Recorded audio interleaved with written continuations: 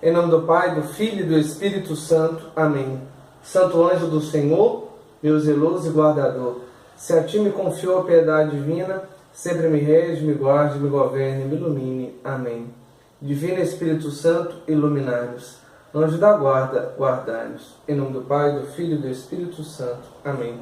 Boa noite, meus irmãos e irmãs do canal do YouTube. Hoje nós vamos falar sobre um tema que a gente vive muito na Santa Missa, mas ainda não consegue entender o mistério profundo. Qual a importância da Santa Comunhão de Jesus Eucarístico nas nossas vidas? Se a gente for abrir o Evangelho de João, capítulo 6, versículos 51 adiante, o Senhor vai dizer que Ele é o pão vivo descido do céu. Ele vai dizer: quem come a minha carne e bebe o meu sangue, permanece em mim e eu nele, diz o Senhor, e eu ressuscitarei no último dia. Então o Senhor vai dizer que a sua carne e o seu sangue, alimentos e comida de vida eterna, é necessário para que Ele nos ressuscite no terceiro dia. Alguns santos vão dizer que a comunhão do Santíssimo Sacramento é remédio de imortalidade. E alguns padres, que nós acreditamos que tem um dom muito ocioso de ver o Senhor Jesus, o Santíssimo Sacramento do altar, com toda a sua fidelidade evangélica, como São Padre Pio, vai dizer que é o remédio dos santos.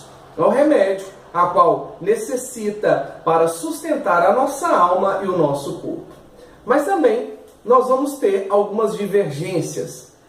Algumas pessoas vão à Santa Missa, algumas pessoas não sabem o que é a Santa Missa, algumas pessoas não se confessam, algumas pessoas não têm noção real que é o corpo e o sangue do Senhor, e na hora da procissão, para comungar o corpo e o sangue de Jesus, vão sem discernimento algum.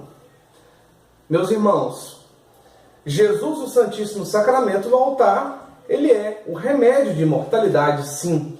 Ele é a comunhão do corpo e do sangue do Senhor, como diz o seu Evangelho, onde a sua carne é comida e o seu sangue bebida. Mas nós temos que comungar o Senhor com toda a nossa alma e com todo o nosso coração. Não pode ser do jeito que eu quero, quando eu quero, e pensando que eu posso comungar o Senhor todas as vezes a qual eu vou à igreja. O Catecismo da Igreja Católica, aonde rege aí a nossa fundamentação de estudo, vai dizer no seu parágrafo 1415: quem quer receber a Cristo na comunhão eucarística deve estar em estado de graça.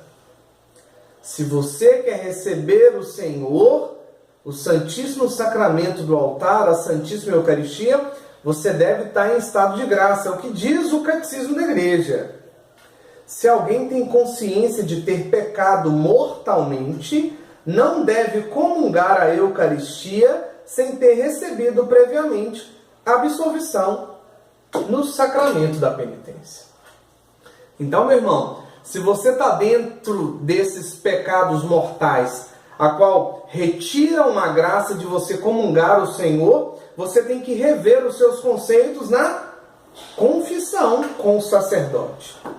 Nós não podemos tratar Jesus de uma maneira como se fosse um símbolo ou um brinquedo, ou como se fosse uma mesa a qual eu tenho ali uma refeição que pode ser me dada como alimento de vida eterna ou não. Eu não posso tratar a Santa Missa, a comunhão, a qual o meu corpo recebe o Santíssimo Sacramento do altar e eu fico cheio de Jesus, como se fosse uma coisa qualquer. Se nós não estamos em estado de graça, se eu não confessei, se eu não estou vivendo aquilo que a igreja me pede, com todos os meus pecados e misérias, mas luto para ser de Deus, luto para ser mais santo, infelizmente, eu não posso entrar em uma fila como todos entram, como se fosse um momento fraterno, um momento de pegar uma senha do INSS para garantir a sua aposentadoria. Não, a Santa Comunhão é o remédio de imortalidade, mas para mim que sou pecador, mas para mim que quero ser santo, mas para mim que luto dentro de uma confissão com o sacerdote, para mim que passo por cima das minhas limitações e pecados, mas alcanço o céu através do corpo do Senhor,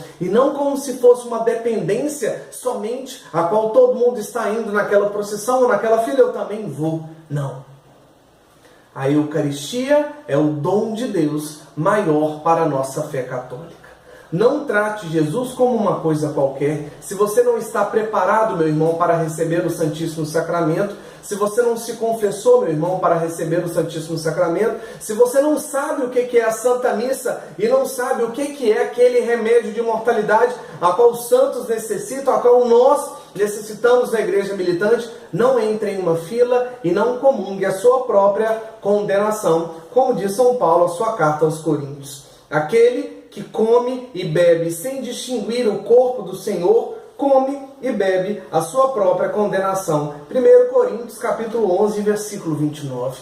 Não trate Jesus como uma coisa qualquer. Não entre na fila porque todo mundo está na fila. Se você não sabe que é o corpo e o sangue do Senhor, se você não se confessou, se você não está em estado de graça, lutando para ser mais santo, caindo sim, mas levantando para ser mais de Deus, não aproxime-se do sacramento dos sacramentos. Não torne Jesus uma coisa qualquer. Não torne o Santíssimo Sacramento do altar como se fosse um amuleto de sorte. Pelo contrário, ele é o pão vivo descido do céu. Ele é o remédio dos remédios. Ele é a carne das carnes. Ele é o sangue do sangue, porque é o sangue e o corpo do Senhor. Seja mais de Deus. Aprecie mais o corpo do Senhor com dignidade. Mesmo sabendo que não somos dignos de nos aproximar do banquete eucarístico. Mas o catecismo nos dá essa dica. Procure a confissão. Não vai porque todo mundo está indo à fila da Santa Comunhão.